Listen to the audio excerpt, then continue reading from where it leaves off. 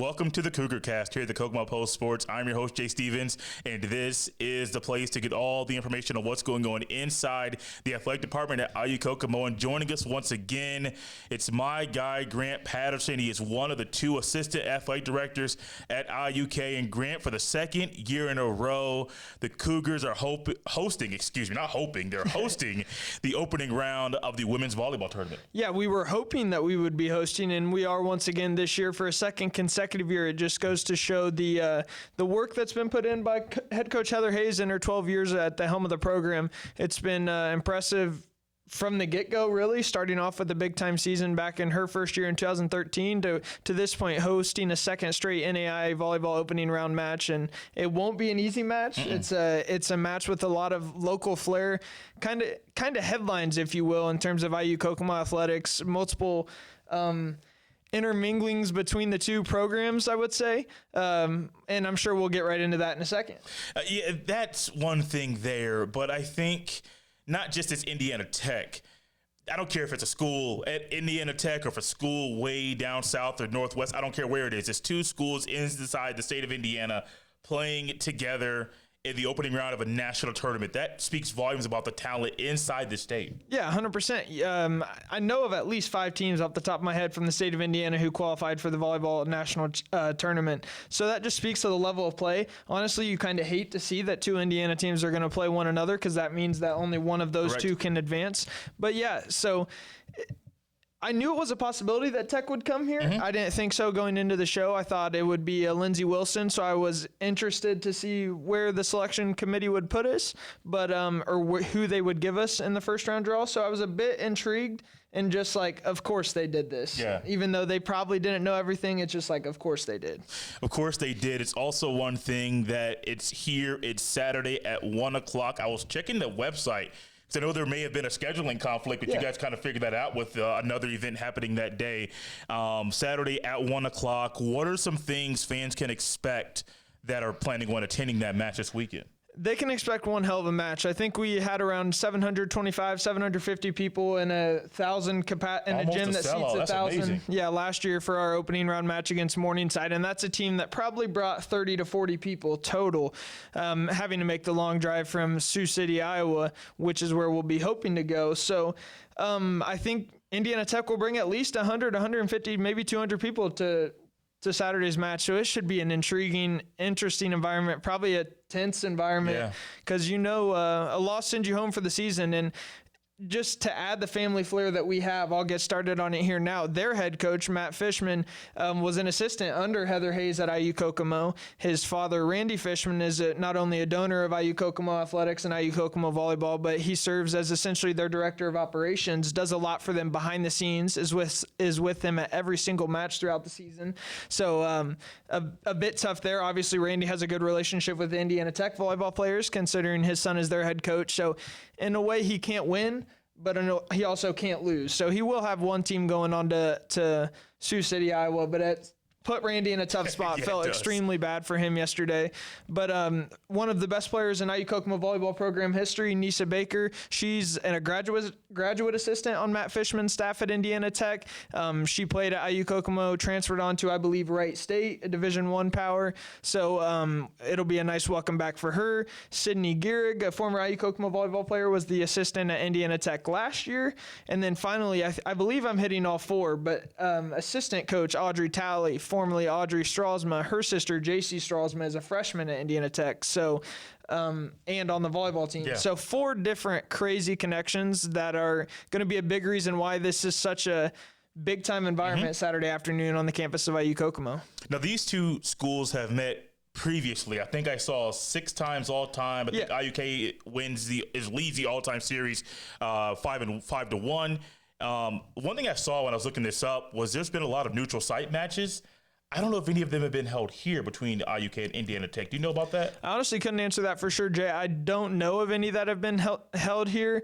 We haven't played them much since I've been around, maybe once, and this is my 4th or 5th year around the athletic department, so we haven't played them much. I know if we did play them once since I've been here, it was not on either team's home floor. I can tell you that much. So yeah, it's not a matchup that has happened a lot. Yes, we've only been around for 13, 14 years, IU Kokomo volleyball, but a team right down the road, about an hour 15, hour 30 minutes away, and we'll play them for the 7th time in program history Saturday. I will say that I'm pretty surprised because Grant's normally on top of stuff with the on-the-spot trivia, but he didn't get it today. I don't know the answer either, so it's not like I'm at pop quiz where I got the answer. I don't. Yeah, I failed. I don't fail often, but honestly, I'd tell you one guy who probably does know, and that's Randy Fishman, so I'll probably have an answer after the show.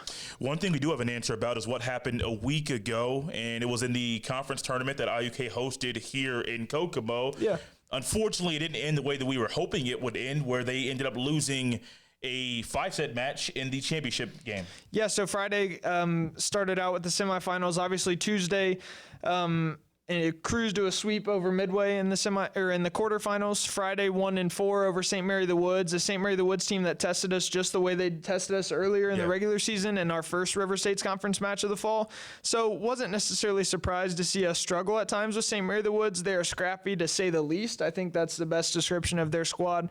And then IU East, man, they've been there before and done that before. When we were talking about who we wanted to play in the championship match of the River States Conference, I didn't necessarily have one team or the other, but I was thinking IU East. But now I think that may not have been smart of me to think that, because I think IU East has been there before and done that. And they've been in the River States Conference championship match so many years, and last year against us, they've been there, done that on our home floor. They knew what to expect. It's a senior class for East that's very experienced, and they've earned the right to battle in the NAIA tournament.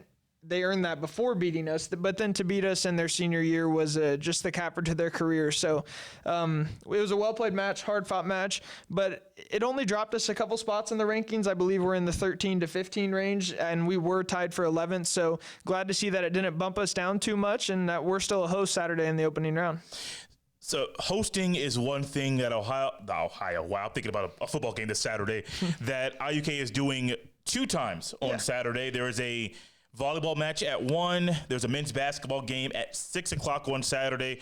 And I think earlier, before we got started, you said Noah Harris is one of those guys who've been playing really well lately. Yeah, Noah Harris has been one of the guys playing really well lately. We touched on him maybe 2 weeks ago when he had a big week. But man, he's led the team in scoring in all but 1 or maybe 2 games, but I definitely think all but 1. He was impressive again last week, went 1-1, a home win over UNOH. He led the team in scoring. Then on the road, a tough road loss that we won't get into too many details on, obviously, but at IU Northwest, he led the squad as well. So he's consistently been pushing towards 20 points, if not. I think he had 19 and 19 in each of the 2 games last week. So if we can get a more point production from the supporting cast, I think that will take this team to another step, because you've obviously got it in your 4 and 5 man and Noah Harris and Max Newman. Now, if we can get more points out of the 1 through 3, both starting and coming off the bench, I think that'll take this team to another level, especially come time for River State's conference play and some tough matchups on a neutral site next week on the week of Thanksgiving. You're talking about that supporting cast for the men's basketball squad, and also someone that's been doing very well, leading the scoring of late. It kind of gives me a thought about the women's basketball side. You got a Kokomo product doing very well at IUK this year, and then there's a few other players that are playing well too. Yeah, as a Wildcat alum myself, it's great to see Chloe McLean transfer back home from Indiana Tech and see some success early on in her IU Kokomo career, finishing out her collegiate career with her final 2 years here. And she was dynamite last week. She kind of came together. I think we played 3 games last week, starting out with a road game at Lourdes. I think she just had 10 points, a measly, you'd say measly 10 points, but it's 10 points, scoring double digits in a collegiate basketball game. She didn't see much playing time on a deep Indiana Tech squad, so comes back here immediately, is in the starting lineup, and she's starting to see her point production pick up a few games in. She didn't get much NAIA level experience at Indiana Tech, and she's getting that now. And 23 points on the road in a win at Calumet College of St. Joseph last Friday, and then 36 points.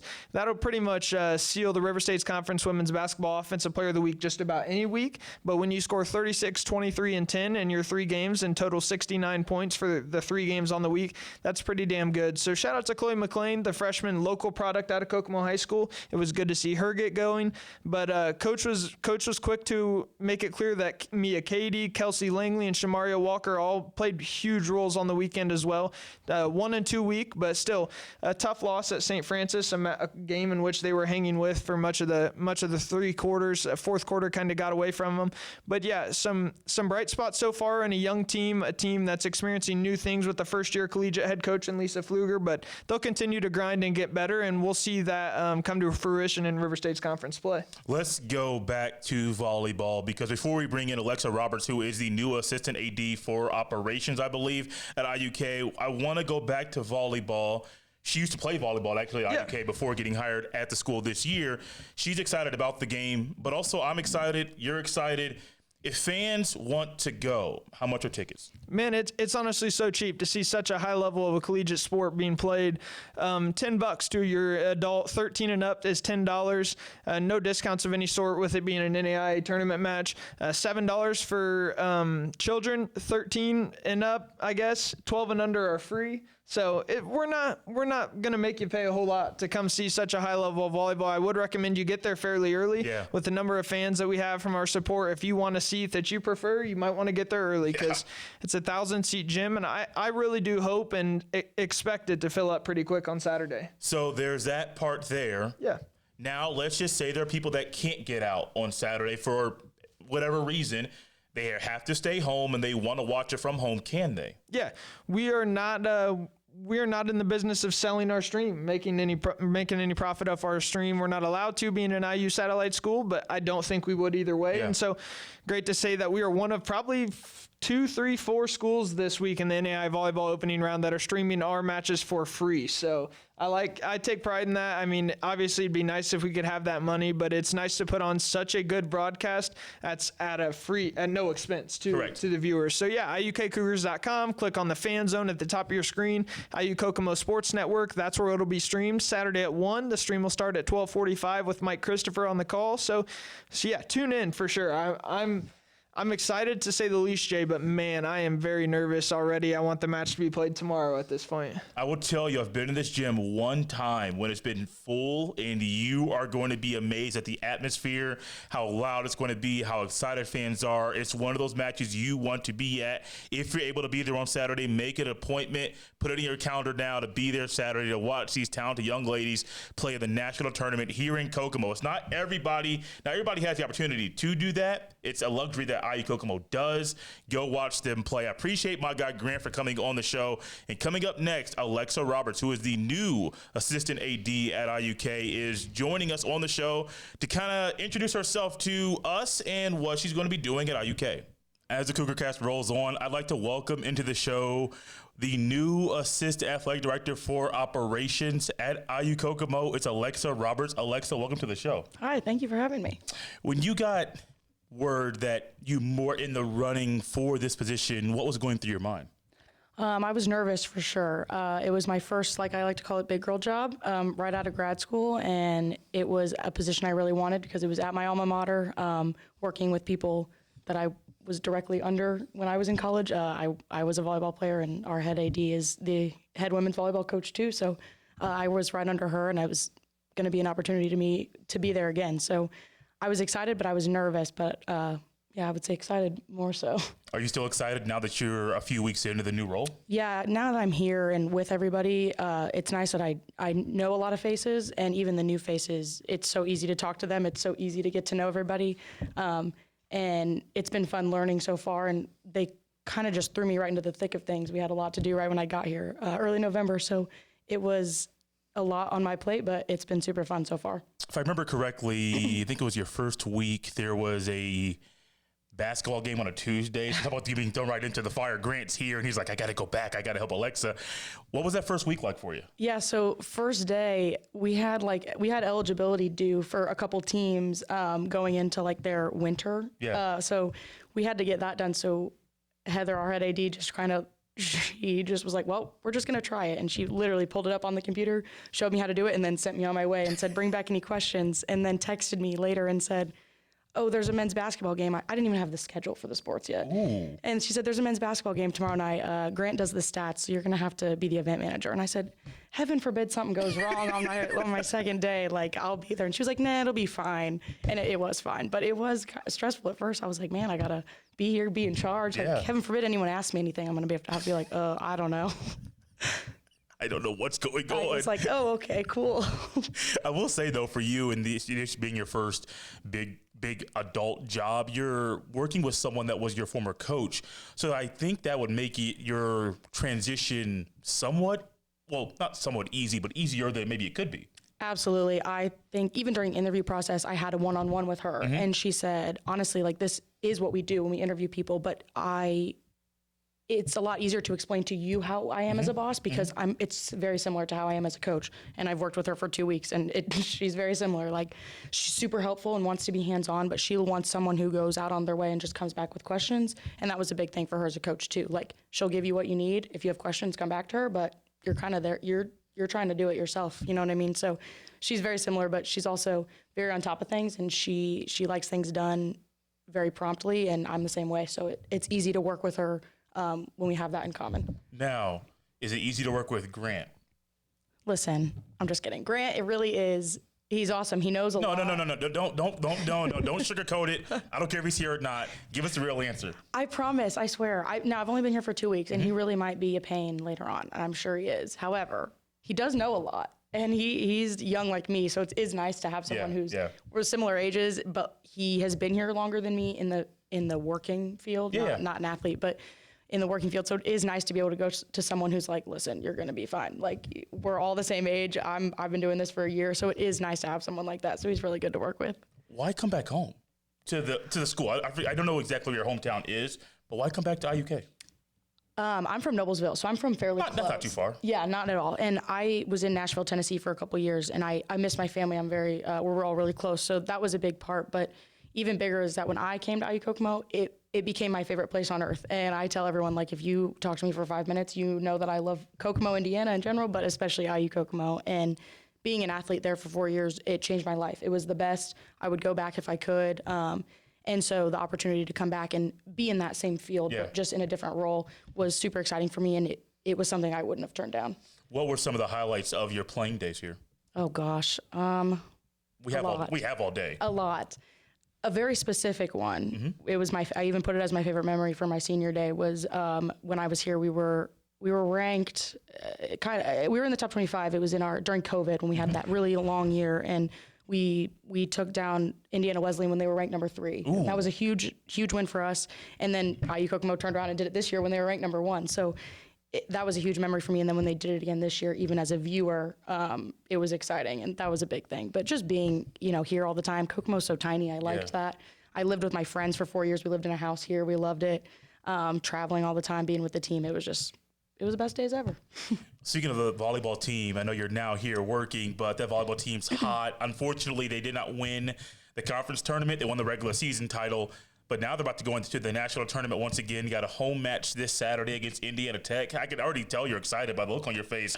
What are your thoughts this weekend, knowing you're working, you're not a fan, so you kind of got to bottle up your excitement a little bit. What are your thoughts about the match this weekend?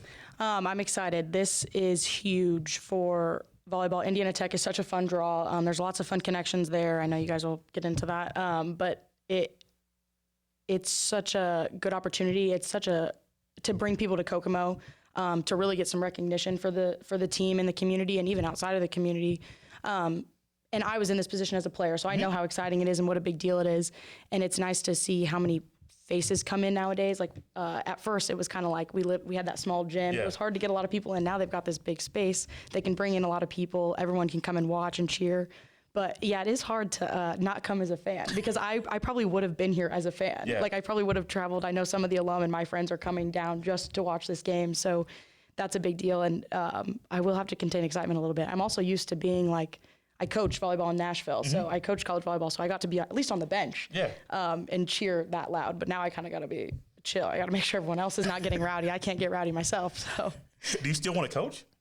I do. I coached volleyball all through college in club, and then I coached when I got my master's. Heather is actually the one who pushed me to do that. She was like, I think you'd be really good at this. Okay. I don't say that to all my athletes, and that really resonated with me and made me do that, and then led to me being back here. So it's something that I do like to do. I just took this role obviously because it was working with all athletes, and that was something I really enjoyed. And but yeah, I do miss coaching volleyball. I do. there might be a spot down the road here for you to coach. I have no idea. I haven't talked to her about that, but it wouldn't shock me if down the road there was an opening. She's like, "You want to join me?" Probably, yeah. I would say that yes. That would be tough to turn down. That's what I'll say. You said so. Family. You said you're big in family, correct? Yes.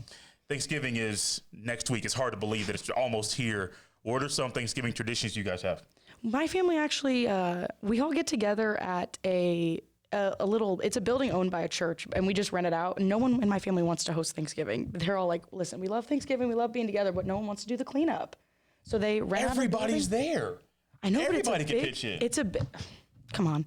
After all, no one's doing anything after all that food. No, not at all. No, it's so we run out a building usually, and we sit around and we eat all day, and we actually play family bingo. My mom loves to bring the cards, loves to bring the blotters, and my little siblings and cousins love to be the callers. So we do that. And they bring prizes, gift cards, all kinds of stuff. So we do that all day. No football. I heard nothing about football at all. Okay, there is football on. But there's always football on, so I don't really think about it being separate. Like, okay. You know what I mean? There's always football on. Yeah. What about Christmas? You guys got Christmas, kind of same thing. We do it at someone's house. We do that one at someone's house. We're usually the host family now, Okay. so everyone kind of comes over, and we do like a Christmas Eve is a bigger thing with just us, and then Christmas Day we do like a lunch type thing. So help me out. Is Christmas more of a smaller gathering versus Thanksgiving's bigger because you guys host on Christmas, but Thanksgiving it's really out of place? Thanksgiving we've got like the extended family, and then Christmas is more like the immediates, aunt and uncles. We all live really close together, so that's kind of how it is. But I get that. It's a good time. I get that. I love this time of year. It's always fun. We'll be in Fort Wayne for Thanksgiving, and then back here in Kokomo with the in-laws on the day after Thanksgiving. And I will tell you, I've said this to some of them as well, the vibe is different between like my family versus the in-laws. Oh yeah. My wife is also white, so that's also another avenue there that is a little bit different there. Absolutely. I can't tell you all the conversations, at least on the show, as far as what people have asked you about the differences there, but the vibe is different. But I love Thanksgiving. It's a fun time for family. It's also a fun time around IUK. Basketball, I love basketball, men's and women's at IUK. What do you think, if anything, your role might be to like help them during the winter? So a lot season? during basketball, at least, Grant does a lot of the does all the statting for the most part. So I'm usually the event manager for those. Obviously Heather is still coaching, so she when they go to Sioux City, so it's there's not a lot of people there left over. So I'll definitely be there. One of my best friend's little brothers, Noah Harris, is on the men's basketball team. Me and that Harris family are super close. So we like to support IU Kokomo basketball regardless. So it is nice.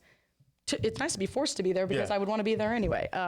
So that's a good time, and getting through their eligibility is another big thing. Once the winter kind of hits, the real winter, we got to get them eligible for spring, and it's a short window to do that too.